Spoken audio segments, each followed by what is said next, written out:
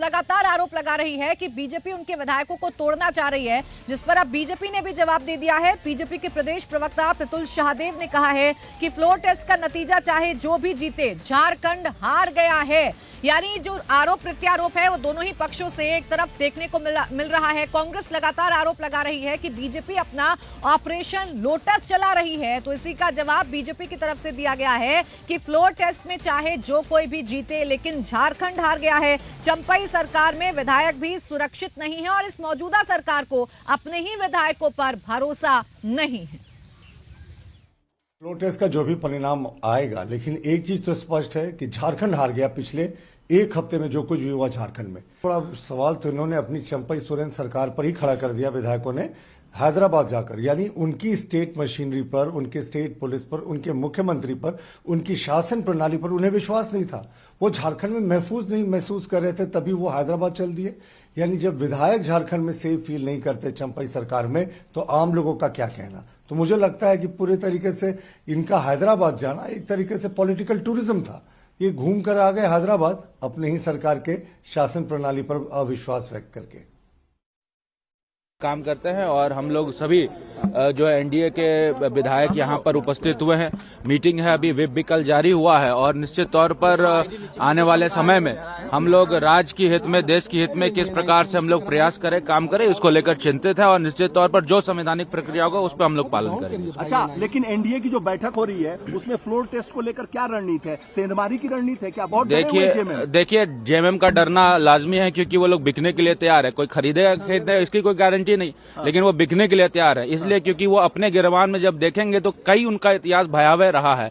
चाहे वो फल वाला जो है विधायक को बेचने वाला काम कर रहा हो, या फिर आपको देखिए कि किस प्रकार 45 लाख रुपए जो है बंगाल में पकड़ा गया हो। तो निश्चित तौर पर उन लोगों की तो देखिए जेएमएम और कांग्रेस को फिलहाल ये डर सता रहा है कि उनके विधायकों को कहीं तोड़ ना लिया जाए, और इसीलिए आरोप भी लगाए जा रहे हैं कि बीजेपी ऑपरेशन लोटस चला रही है। जबकि बीजेपी का ये कहना है कि दरअसल इन्हें अपने ही विधायकों पर भरोसा नहीं है, ये सरकार बहुत कमजोर है, इसीलिए ये आरोप लगाए जा रहे हैं और इसीलिए विधायकों को हैदराबाद शिफ्ट किया गया है। लेकिन फिलहाल अगर आप विधानसभा का गणित समझेंगे तो कुल 82 विधानसभा की सीटें हैं, जिसमें से एक सीट फिलहाल रिक्त है। ये आंकड़ा हो जाता है 81 सीटों का।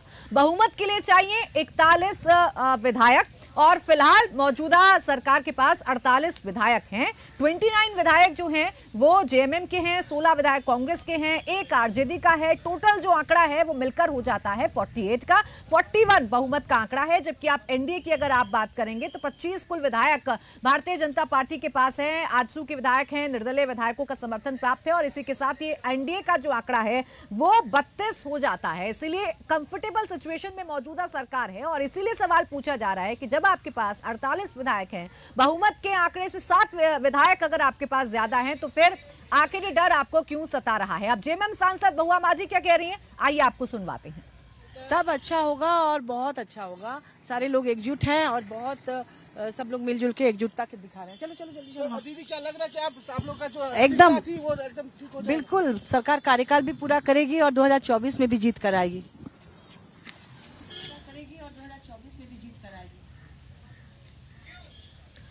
तो देखिए सरकार अपना कार्यकाल भी पूरा करेगी और सरकार अगले चुनावों में भी जीत कर आएगी, ये दावा किया जा रहा है महुआ मांझी की तरफ से। कॉन्फिडेंस तो है, लेकिन ये कॉन्फिडेंस डगमगाता दिखता तब है जब अपने विधायकों पर ही विश्वास नहीं रहता है सरकार को और विधायकों को शिफ्ट कर दिया जाता है हैदराबाद से वो वापस आ जाते हैं और फिर उन्हें सर्किट हाउस में रखा जाता है। सर्किट हाउस से अब देखिए बसेस जो हैं वो लग चुकी हैं, आप तस्वीरें देख रहे हैं, और सर्किट हाउस से एक एक करके इन विधायकों को फिलहाल विधानसभा लाया जाएगा। अब देखिए कोशिश पूरी तरीके से ये है कि विधायकों की निगरानी की गई है, निगरानी की गई है।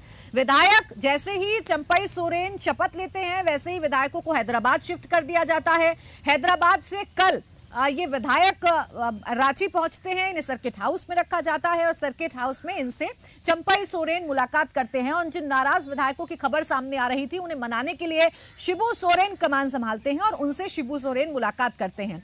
अब सर्किट हाउस से चूंकि 11 बजे का वक्त है, 11 बजे विधानसभा की कार्रवाई शुरू होगी और 11 बजे फ्लोर टेस्ट होगा। ये पहला परीक्षण मौजूदा सरकार का होगा, चंपई सोरेन का होगा, इसलिए बस लगा दी गई है और इन्हीं बस में भरकर विधायकों को विधानसभा के अंदर अंदर पहुंचाया जाएगा। कोई भी गलती, कोई भी चूक फिलहाल जेएमएम, कांग्रेस, आरजेडी पूरा का पूरा महागठबंधन नहीं करना चाहता है। चंपाई सोरेन फ्लोर टेस्ट में विजयी होंगे, फिलहाल आंकड़े तो कम से कम ये बताते हैं, लेकिन फिर भी ये डर क्या कहलाता है, फिर भी ये डर आखिर क्यों बना हुआ है।